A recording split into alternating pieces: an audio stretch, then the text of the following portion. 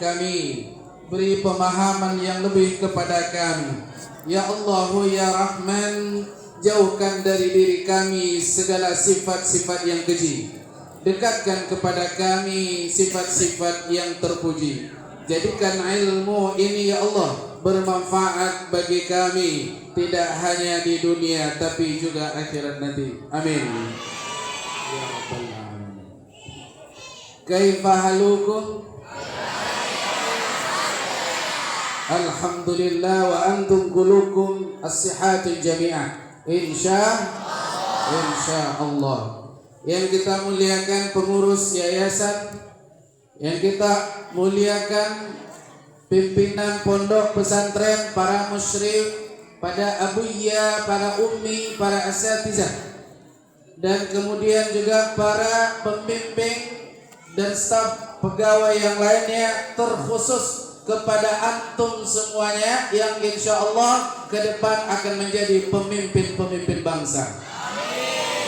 Insya Allah 1 jam lebih kita bersama solawat.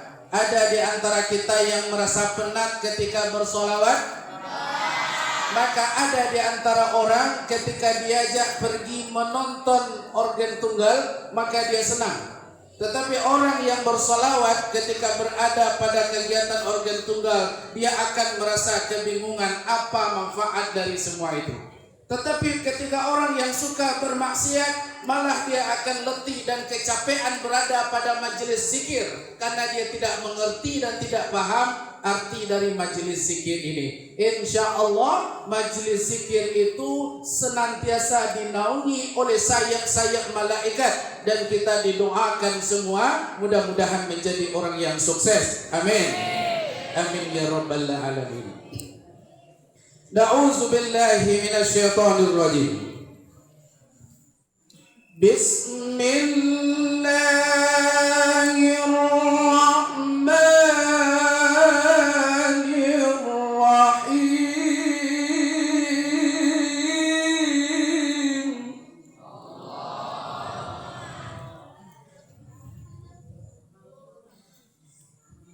Laqad kana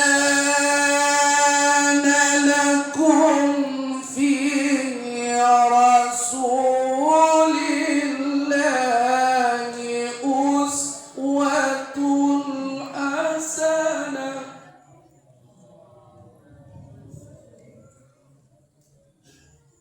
liman kana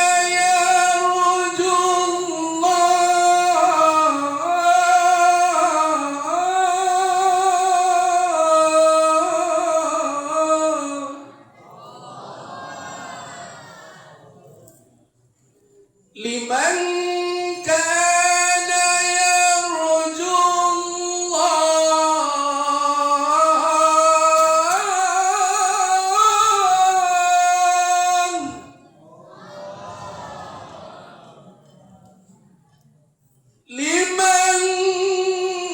liman kana yarjullaha wal yawmal akhir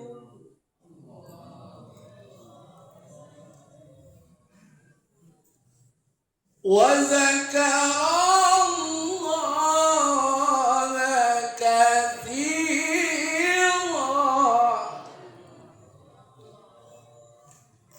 وذكر الله كثيرا وذكر الله كثيرا صدق الله العظيم. اللهم صل وسلم على رسول الله وآله الأطيار. لقد كان لكم في رسول الله أسوة حسنة. Allah menegaskan di sini bahwa Sungguh. Kalau Allah mengatakan kata sungguh, ada dua makna di situ. Yang pertama, ketika Allah bersumpah, kesungguh-sungguhan Allah lebih. Wal-lail, wad-duha, wan-nahar. Itu sumpah Allah. Karena pada waktu wad-duha ada keistimewaan di situ. Waktu fajar ada keistimewaan di waktu fajar. Jangan engkau sia-siakan waktu fajar. Waktu duha ada keistimewaan di situ. Jangan kau sia-siakan. Waktu siang, wan nahar, wal asri, wal lail.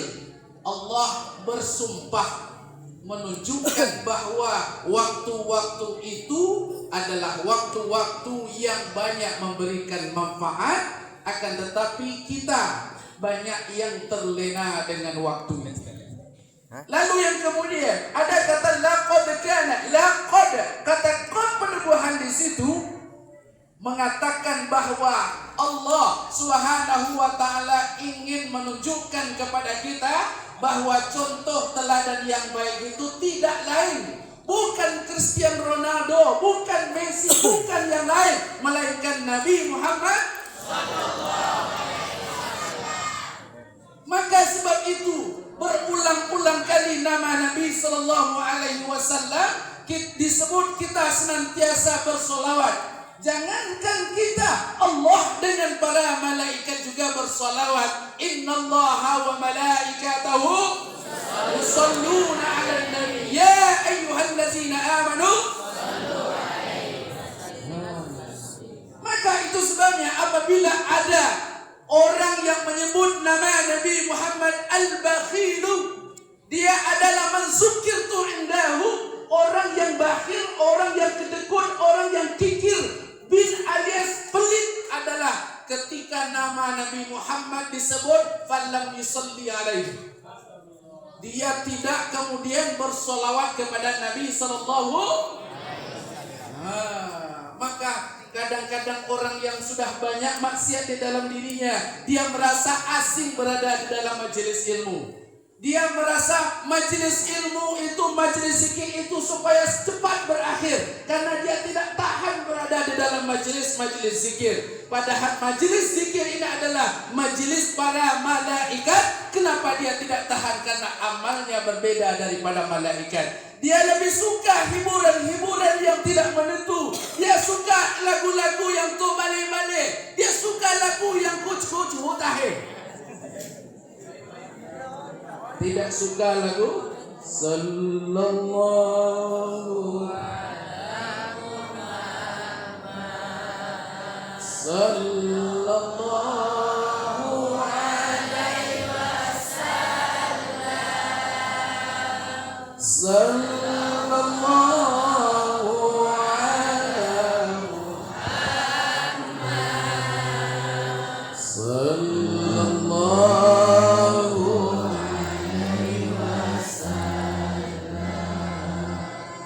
Ya Nabi salam alaika, ya Rasul salam alaika, ya Habib salam alaika.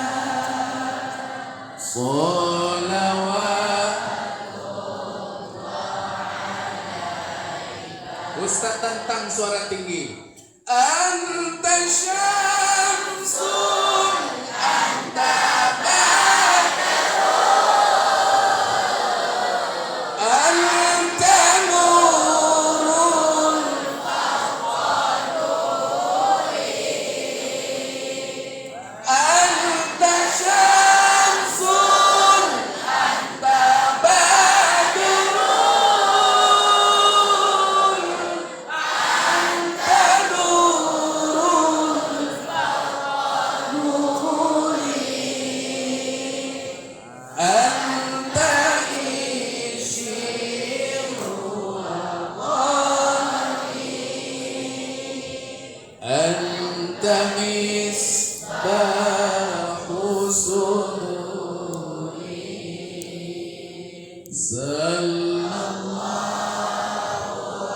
Rasakan Jangan sekedar berlagu, rasakan.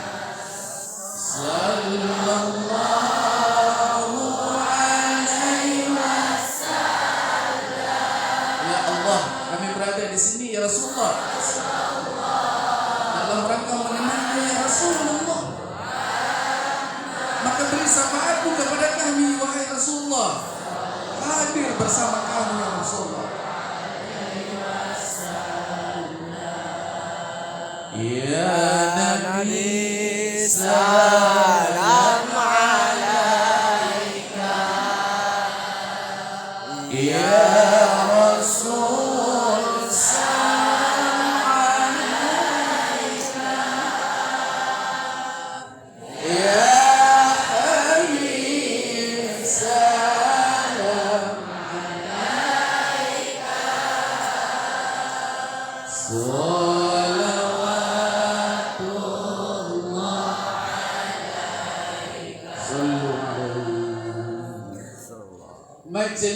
Majelis maulid itu mesti banyak kita bersolawat dan berzikir berbanding kita memberikan tausiah.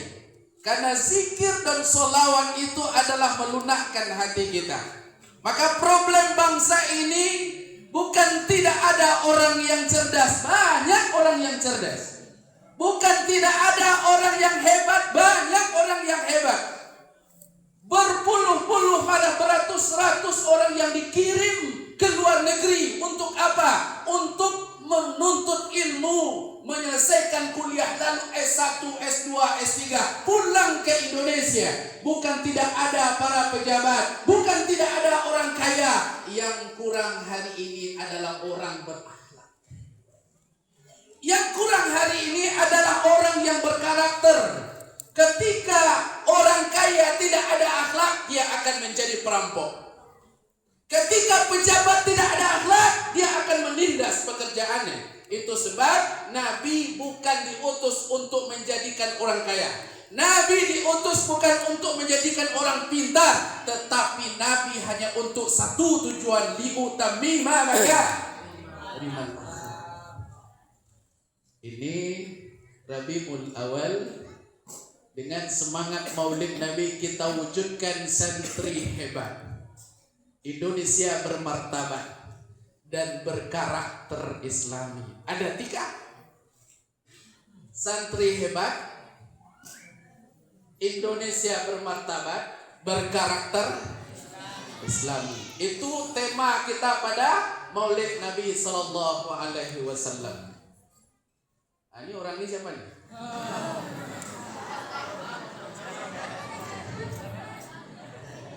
Makanya tercogok di situ tuh.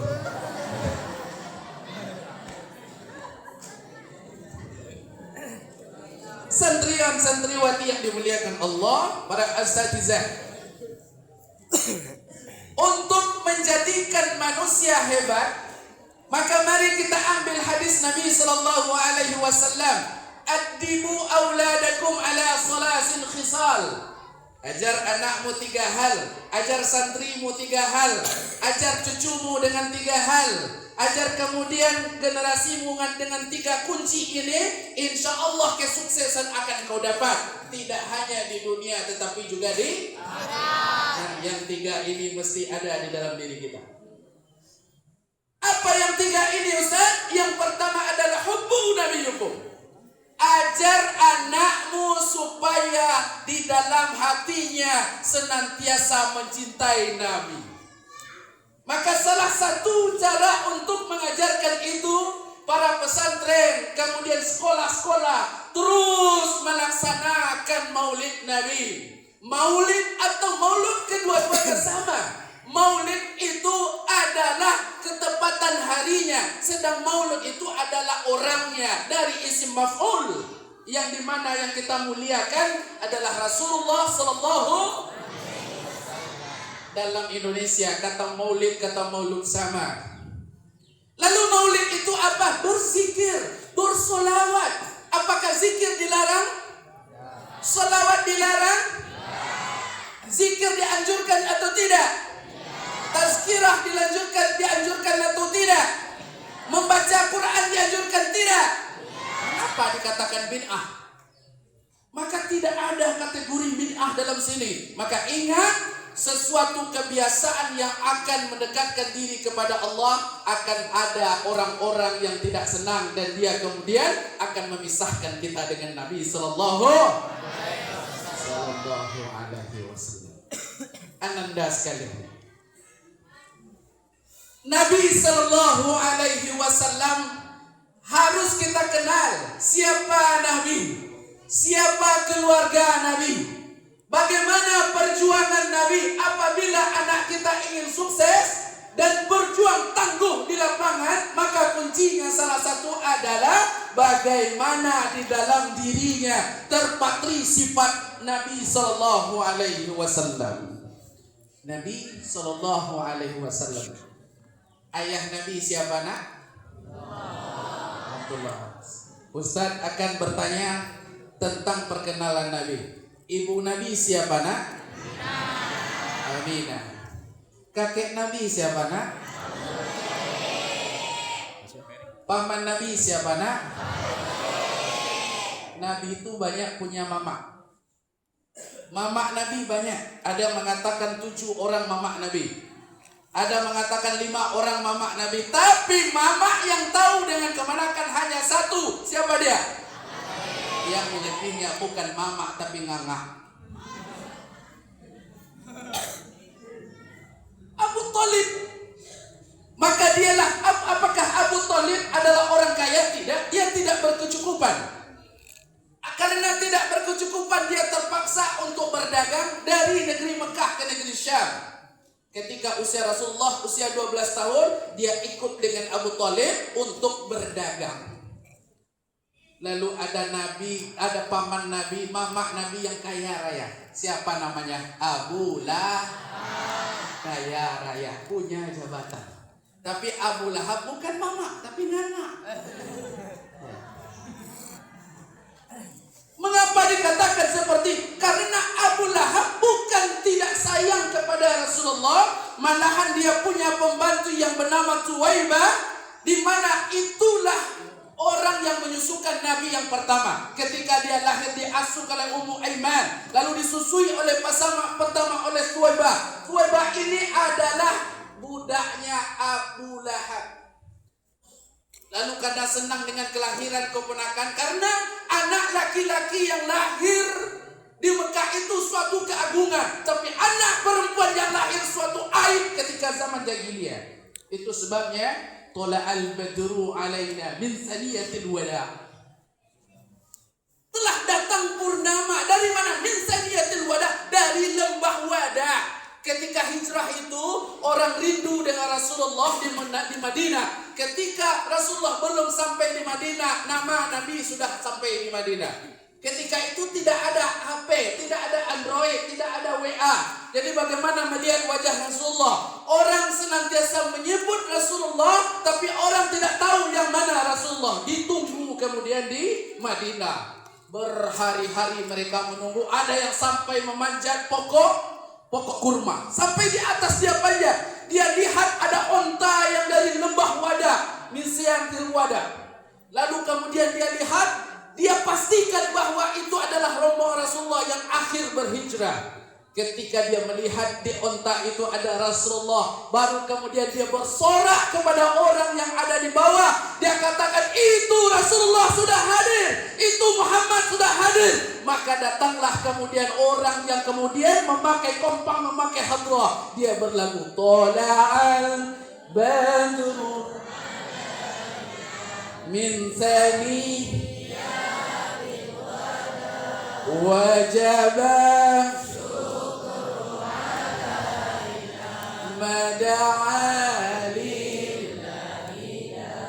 telah datang purnama dari lembah Wada.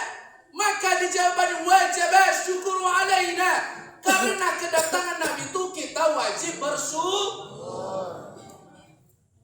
Perempuan-perempuan zaman sebelum Rasulullah hadir tidak ada manfaatnya bagi orang Quraisy. Perempuan-perempuan aib, sehingga Umar bin Khattab karena merasa malu dengan kelahiran anak perempuannya, maka dikubur anak perempuannya hidup-hidup.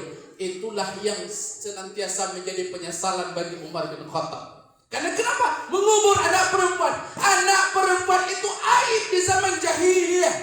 Maka dia tidak bisa diangkat derajatnya. Ketika anak perempuan lahir, aib bagi keluarga. Tapi anak laki-laki lahir, maka keagungan dalam keluarga itu. Perempuan boleh dinikahi berapa saja ketika itu.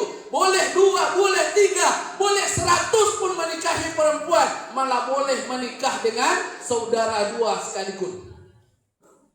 Tapi ketika Nabi SAW hadir, maka perempuan kemudian diangkat derajatnya. Ditanya oleh sahabat, wahai Nabi, siapa kemudian orang yang paling engkau muliakan? Ummuk. Lalu siapa lagi wahai Rasulullah? Ummuk, ibu. Siapa lagi wahai Rasulullah? Ummuk. Lalu kemudian siapa Rasulullah? Abuk. Bapak ibumu, ibumu, ibumu. Maka untuk menjadi sukses Ananda, kunci salah satu, jangan lukai hati ibumu.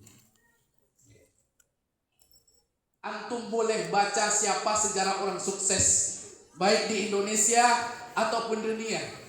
Maka kunci yang pertama adalah dia berjuang untuk ibunya. Kalau dia berjuang untuk ibunya, maka yakinlah Allah akan bersama.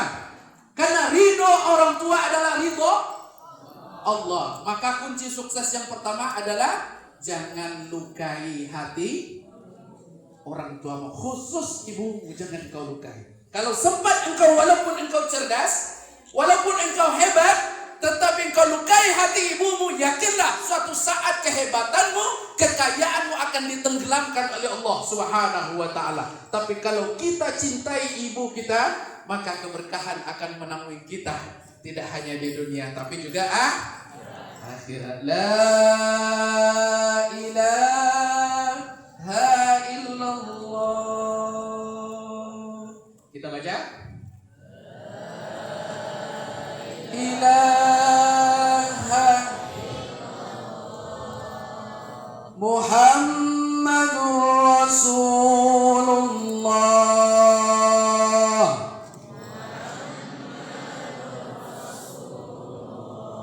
La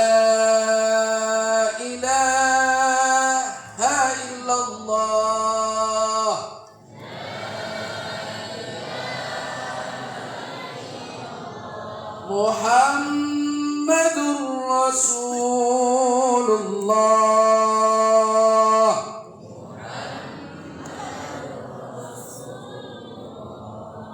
Penting bagi kita untuk kita bersolawat dan baguskan juga suaramu. Maka para tim hadroh itu suara bagus. Saya tanya kepada Buya Adi tadi, ada Buya di sini tilawah? Ada Ustaz.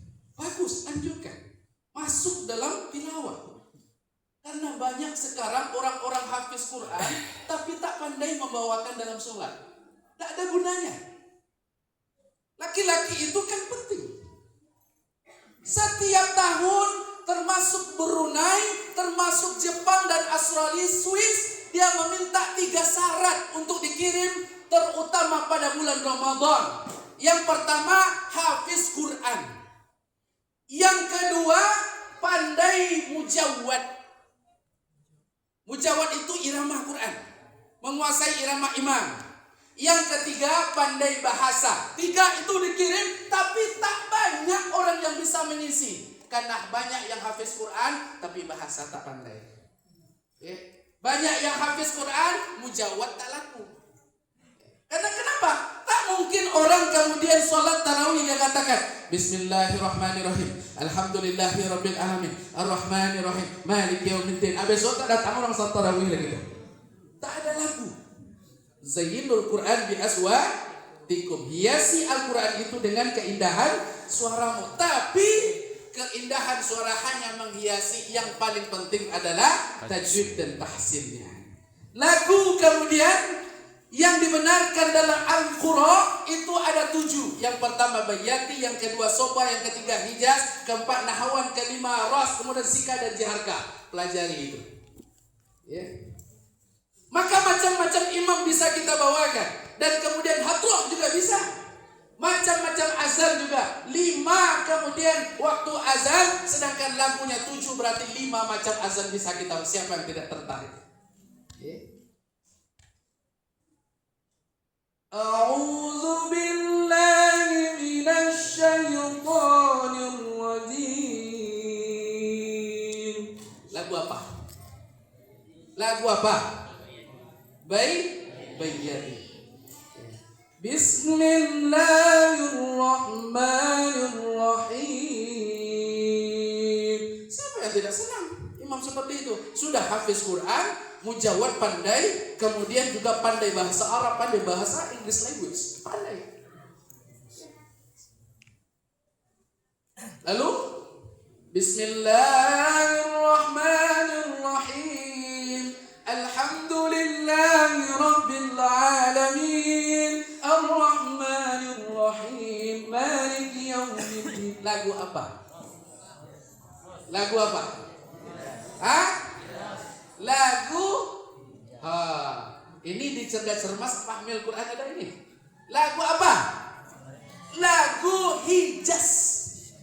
Ya, lagu Hijaz. Maka harus paham di situ. Bismillahirrahmanirrahim. Alhamdulillahi rabbil alamin. Ar-Rahmanir-Rahim. Lagu apa? Paham. Ya, lagu Nahwan. Oke. Lagu Nahwan itu agak syahdu. Maka cocok dibawakan ketika maghrib 1 dan ketika subuh. Subuh lebih saya sarankan, Ustaz sarankan bawa lagu Bayyati. Karena subuh itu syahdu dia. Tapi tarawih kalau bisa jangan. Tarawih bawakan lagu Ros. Ros itu semangat. Tarawih ini kan panjang. Ya, panjang. Kalau kita bawakan lagu Bayyati, maka baru ke rakaat yang keempat dan begini. Karena dia ingin tidur. Untuk penenang tidur tidak apa-apa. Ya, maka orang lebih senang Sudais. Karena Sudais membawakan lagu Ros. Bismillahirrahmanirrahim. Semangat. Alhamdulillahi rabbil alamin. Ar-Rahmanir-Rahim. Maliki yaumiddin. Lagu apa? Lagu apa? Iya. Lagu Ros. Bismillahirrahmanirrahim. Lagu apa? Alhamdulillahi rabbil alamin. Ar-Rahmanir-Rahim. Maliki yaumiddin. Lagu apa? Jihad. Itu. Jadi kalau antum belajar tilawah, antum kan menguasai. Kalau nyanyi itu, kalau la pandai itu bataranum, la pandai menjawab kecil. Mau loga pop mudah. Ya, dangdut kecil. Ya, solawat apa lain? Orang yang kemudian pandai dangdut itu belum tentu bisa solawat. Belum. Apalagi lagu pop, belum tentu. Kita apabila menguasai taranum, menguasai mujawad, maka kita akan bisa kemudian memiliki skill lagu-lagu yang lain. Ini contoh. Allahumma salli ala Muhammad. Ya Rabbi salli alaihi wa sallim. Ya Allah ya Rabbi, sampaikan salam rindu padanya, perjuangannya, pengorbanannya, semua itu untuk umatnya. Salluhu alaihi. Oke, nanti silakan mampir ke channel UAS Official, lihat lagu Rindu Rasulullah Ustaz Warlan Suganda. Jangan lupa subscribe, like dan komen. Alhamdulillah. Jadi kita bisa semua. Ya, tidak masalah. Ada lagu-lagu di situ banyak yang kita ciptakan karya. Termasuk lagu Ramadan juga banyak kita ciptakan di situ. Di UAS Official Rindu Rasulullah di situ. Ya. Kaum muslimin yang dimuliakan oleh Allah Subhanahu wa taala. Ustaz, jam tak nampak tuh Ustaz, Buya, dari jam berapa nih? Lanjut. Kita celik dulu jam.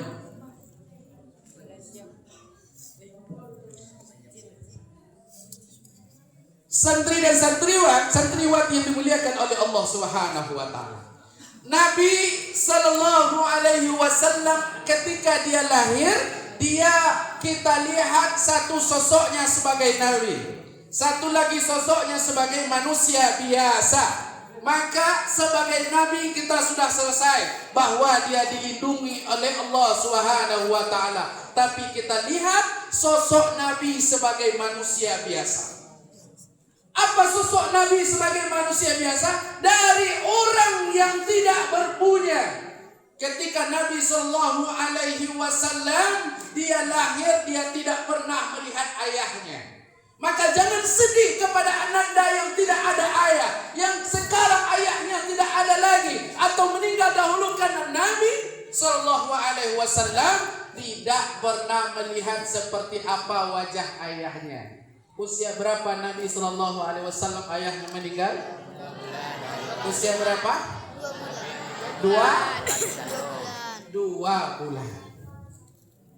Lalu dahulu ada HP? Ada foto? Maka dia tidak bisa tahu seperti apa wajah ayahnya.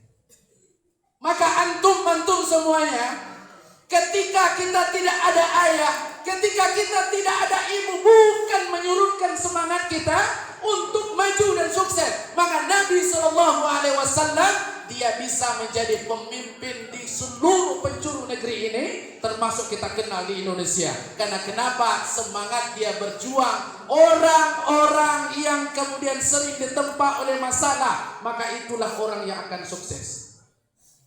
Anda pernah lihat ayam? Ayam ada? Ada 2 ayam yang kita kenal. Ayam kampung 1, ayam beras 1. Antum mau jadi ayam apa? Mau jadi ayam beras? Kamu ayam beras apa ciri-cirinya nak? Kerjanya hanya makan lalu berak.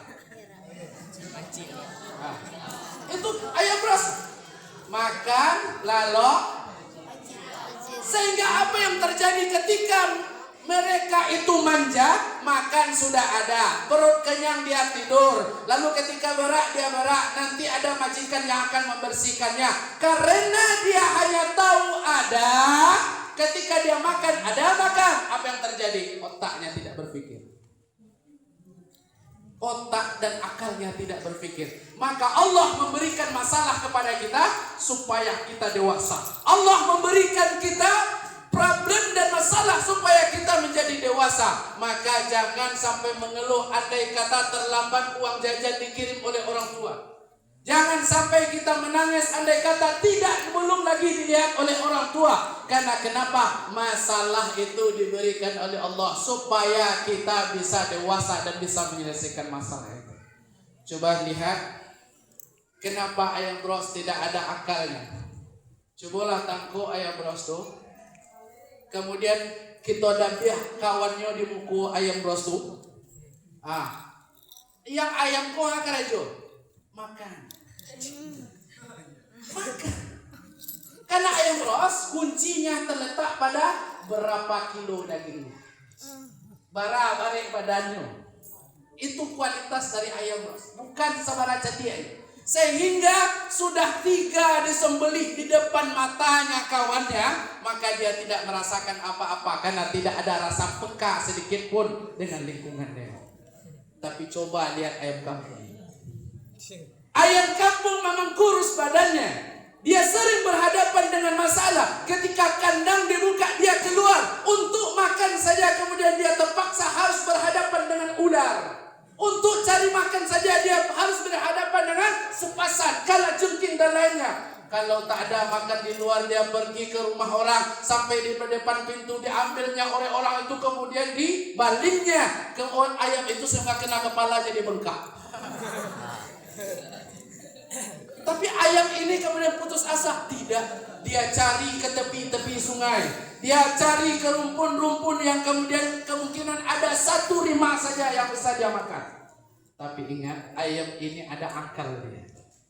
Coba kita ambil ayam ros dan bandingkan dengan ayam kampung. Ayam ros ini mudah ngambilnya. Pergi ke kandang, ambil saja, dia tidak akan bergerak. Tapi ayam kampung jangan coba-coba. Dia akan berusaha dahulu sekuat tenaga melepaskan dirinya sampai dia tidak bisa, baru dia menyerah. Dia bertanda bahwa dia ayam kampung itu berpikir. Itu sebab anak-anak jangan jadi ayam ros. Ya. Makan jangan banyak. Kalau banyak makan suka tidur. Kalau suka tidur suka menghayal. Itu jadinya makan Nabi itu sedikit makannya, kita sedikit makan. Nabi sedikit tidurnya, kita sedikit tidur. Kapan hafal Qur'annya? Ya. Alexandria, seorang filosof di Universitas Alexandria, untuk ujian akhir dia berpuasa selama seminggu. Ketika orang tanya, wahai Tuhan, kenapa engkau mengosongkan perutmu ketika engkau akan ujian akhir? Apa sebab? Katanya, orang yang kosong perutnya dia akan tajam akalnya. Ya. Orang yang kosong perutnya akalnya akan tajam. Orang yang banyak isi perutnya maka akan tumpul akalnya. Antum disuruh untuk menghafal Quran, maka jangan terlalu banyak makan, cukup makan untuk bertahan dan kemudian untuk bisa menyehatkan kita. Itu saja. Nabi Shallallahu Alaihi Wasallam adalah orang yang merasakan pahit hidupnya di waktu kecil. Ketika dia lahir, dia berpisah usia kecil, masih menyusui lagi, sudah berpisah dari ibunya. Kita berpisah usia SD, menangis dengan ibu. Ada yang menangis dengan ibunya pulang. Ada yang menangis dengan ibunya. Ibu jangan tinggalkan aku, ibu jangan tinggalkan. Ada yang menangis. 1 minggu bermenung aja kerjanya. Ada. Ada. Padahal sesungguhnya Nabi lebih kecil daripada kita berpisahnya. Baru dalam susuan dia kemudian diantarkan kemudian ke Bani Sa'adiyah, Halimatus Sa'diyah dari Bani Sa'ad. Untuk apa? Untuk menghindarkan dari lingkungan kota Mekah yang jahiliyah, supaya dia terhindar dari penyakit-penyakit jahiliyah. Kota Mekah bukan tidak kaya raka. Perjalanan dagang samudra itu dari kota Mekah ke negeri Cina dan perdagangan ke negeri Syam dan juga ke Maghrib, itulah yang menyebabkan kemudian kota Mekah itu menjadi kota kaya. Lalu harta yang paling mahal harganya, antum tahu? Apa kualitas ekspor impor orang Mekah yang paling mahal harganya? Apa? Antum tahu? Apa?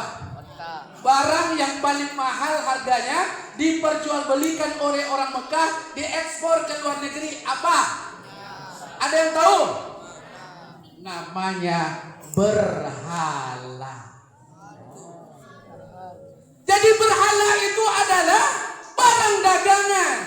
Berhala Tuhan itu diperjualbelikan karena ada orang kemudian yang ingin juga menyembah Tuhan di negeri sana. Karena berhala itu dibawa oleh Ammar bin Luhai dahulu ketika dia berdagang. Kalau tidak salah generasi ke-9 Nabi Sallallahu Alaihi Wasallam. Nampak orang di negeri Syam itu menyembah berhala. Berhala itu bagus-bagus. Dia pulang berdagang dari Madinah, lalu kemudian berhala itu dipesan satu, dibawa ke kota Mekah. Lalu dia kemudian katakan, berhala ini membawakan keberkahan kepada kita, mari kita sembah. Semenjak itulah terjadi penyembahan berhala. Padahal sebelum kejadian itu, agama yang ada di Mekah adalah agama Nabi Ibrahim alaihissalam. Lalu kemudian setelah itu setiap rumah-rumah ada berhala. Maka ada Lata, Uzza, Manna dan berhala-berhala kecil. Selain mereka sembah, berhala itu mereka jual. Leta bayang anak Tuhan dijual apa itu? Tuhan dijualnya. Datang risalah Nabi Sallallahu Alaihi Wasallam menentang kemudian berhala-berhala itu. Kenapa kemudian orang-orang Quraisy tidak benci dengan Nabi? Apa sebabnya? Karena terhalang rezekinya. Itu sebabnya.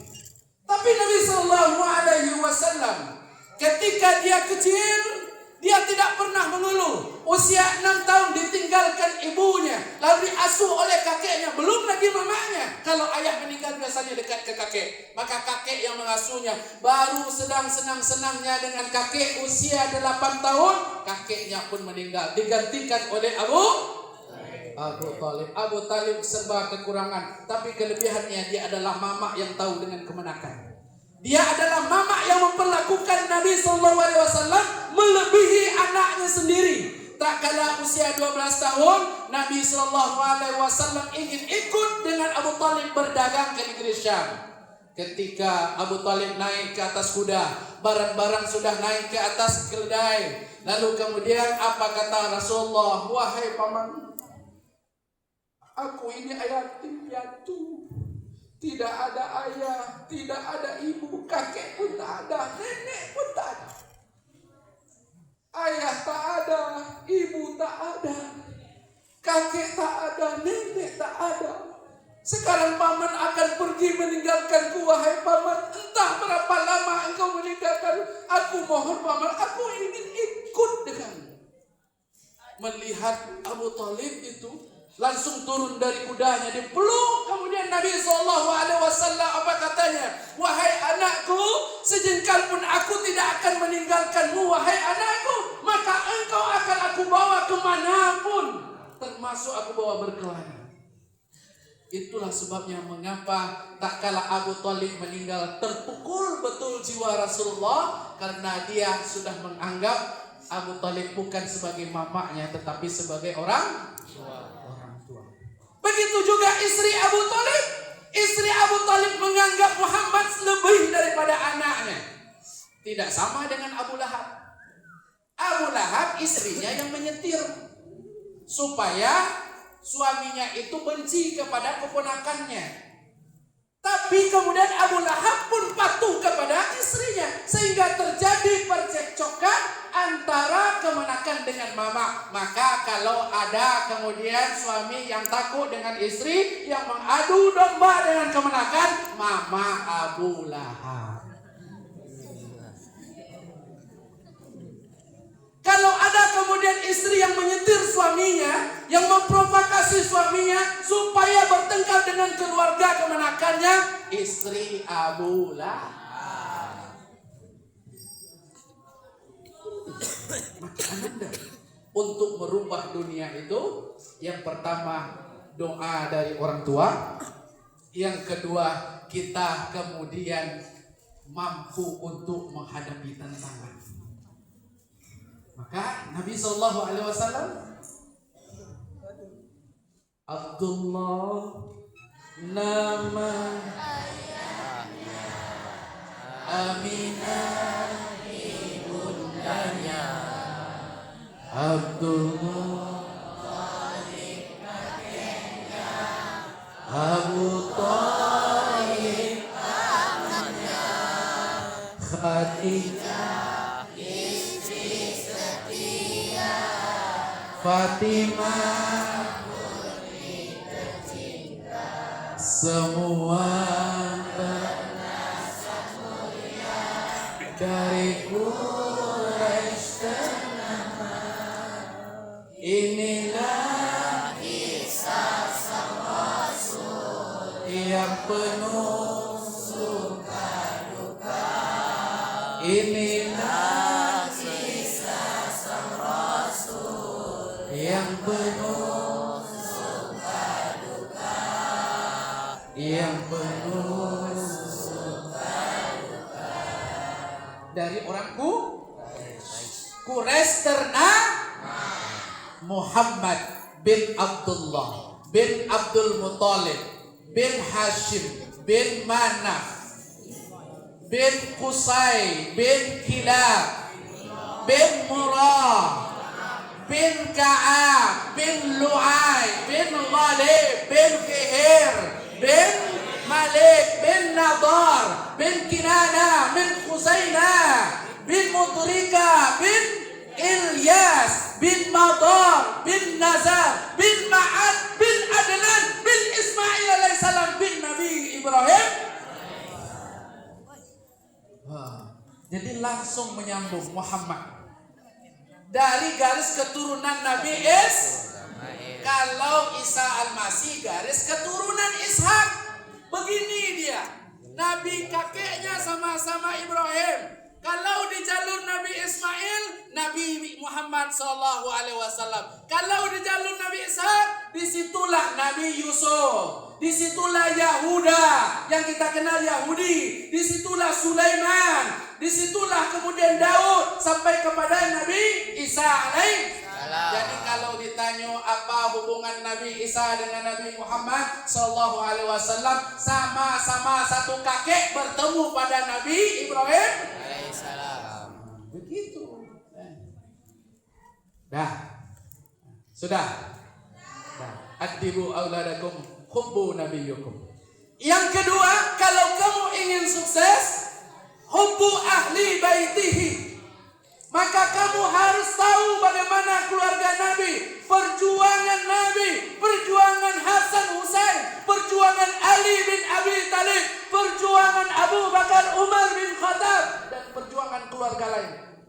Kalau itu bisa antum ceritakan, anda ceritakan kembali, maka yakinlah kehidupan antum nanti walaupun kemudian masalah menghempas antum sebesar karang di lautan, antum tidak akan tumbang.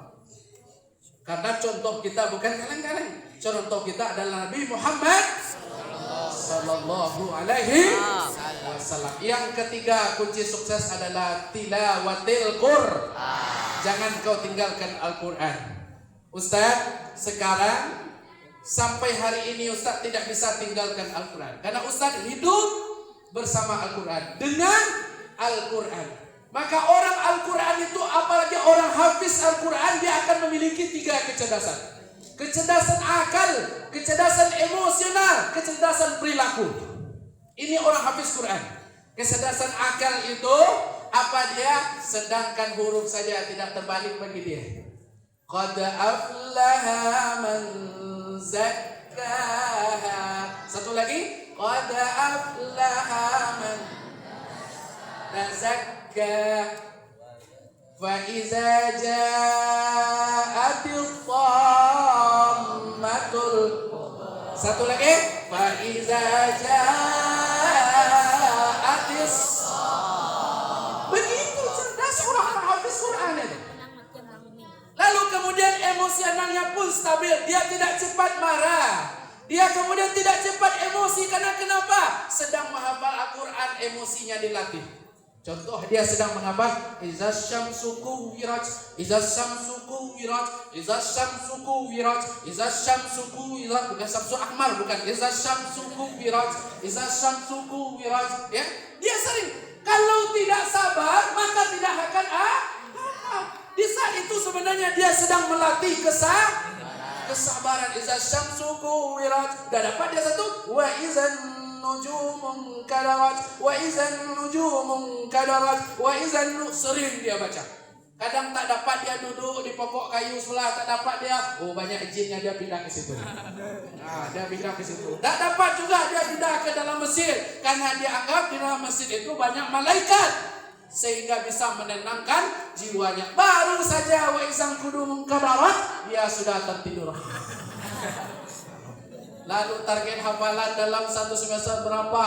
Baru dapat 3 kul Ustaz. Kul huwallahu ahad, kul a'udzu birabbil falaq, kul a'udzu birabbil nas. Ini ayam bros. Ya, bukan ayam kampung. Ayam kampung. Tilawatil Quran. Lalu kemudian orang yang hafiz Quran itu cerdas dari perilakunya, tingkah lakunya yang akan dijaga. Bukankah hafiz Quran itu menjaga perilaku?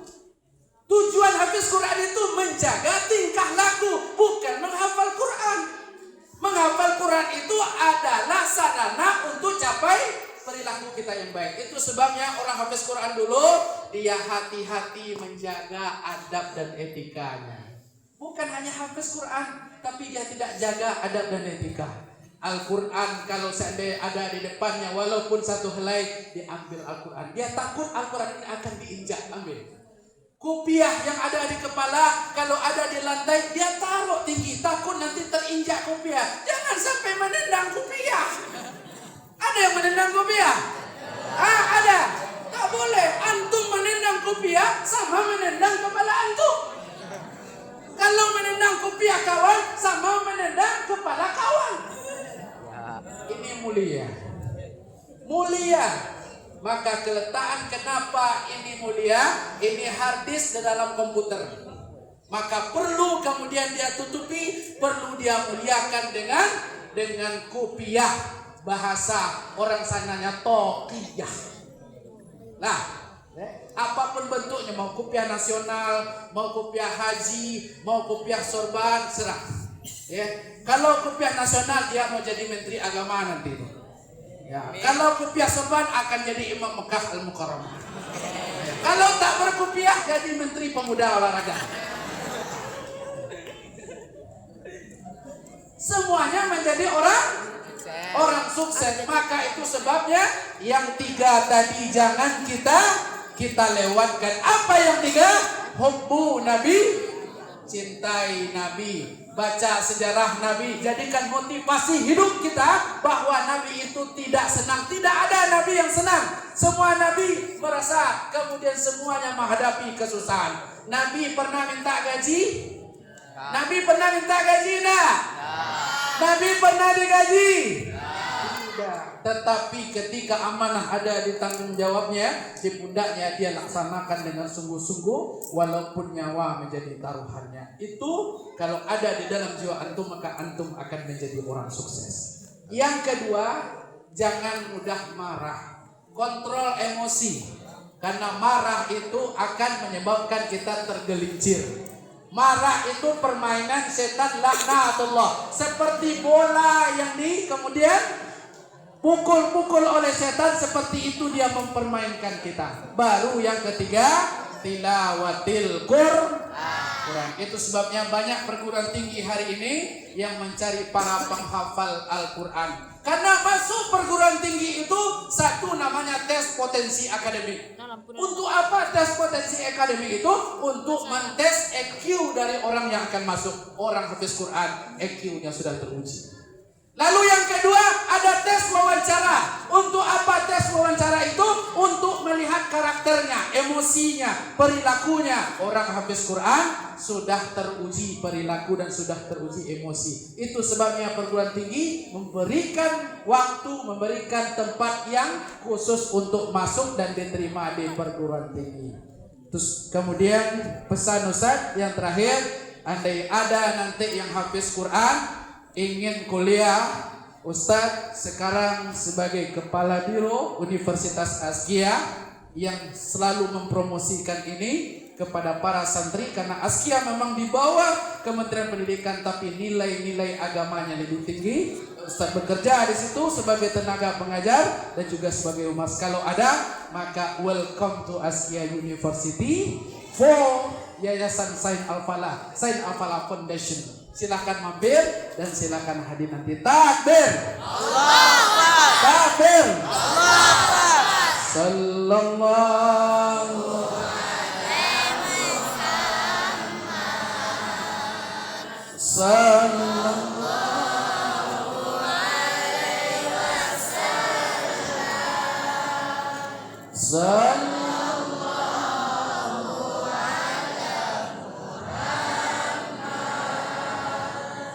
Sallallahu alaihi wasallam. Ya Nabi salam alaika. Ya Rasul salam alaika. Ya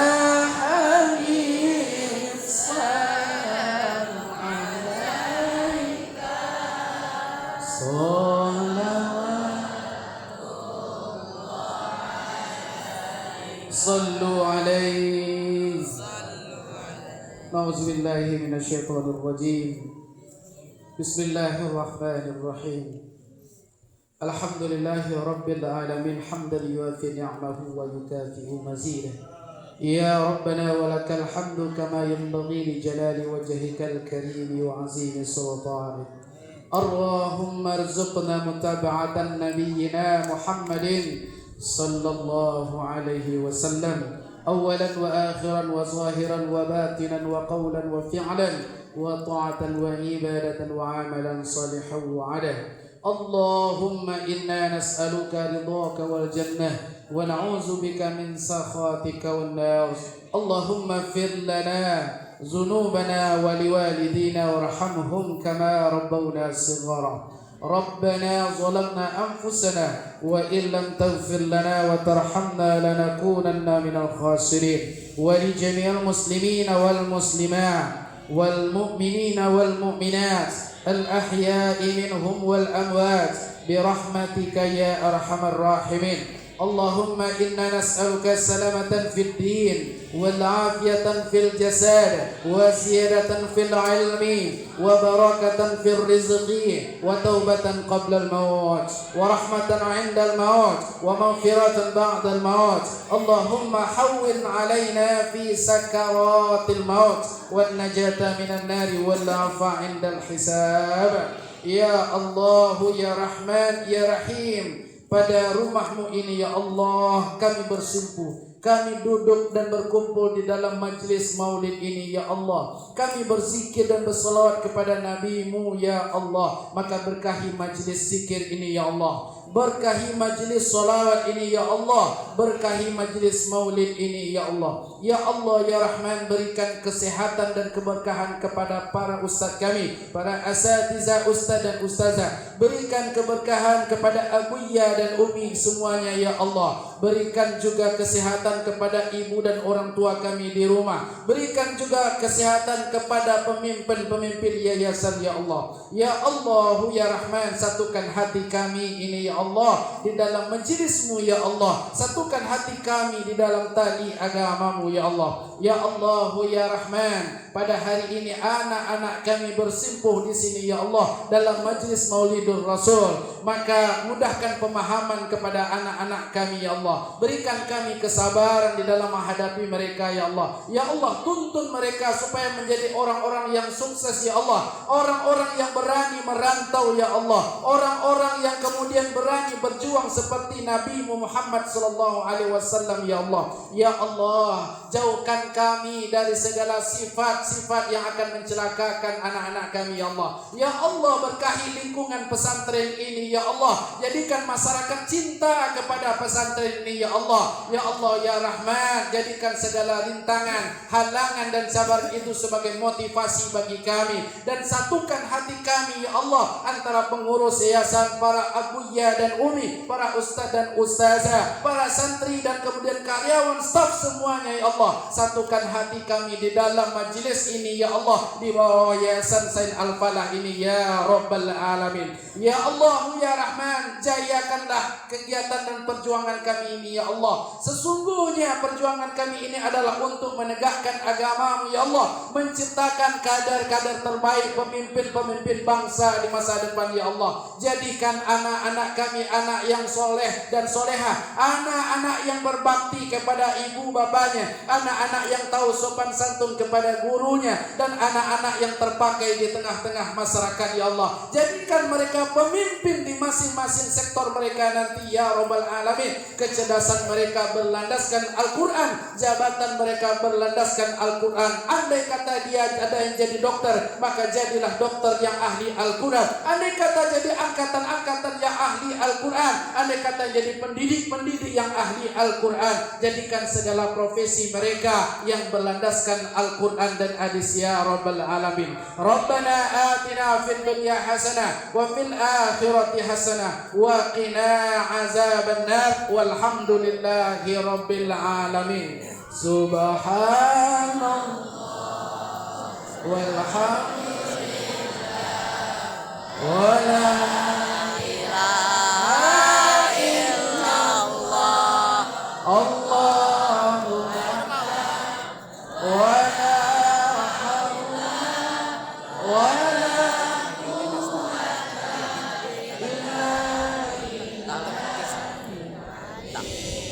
Allahumma salli ala Muhammad. Assalamualaikum warahmatullahi wabarakatuh.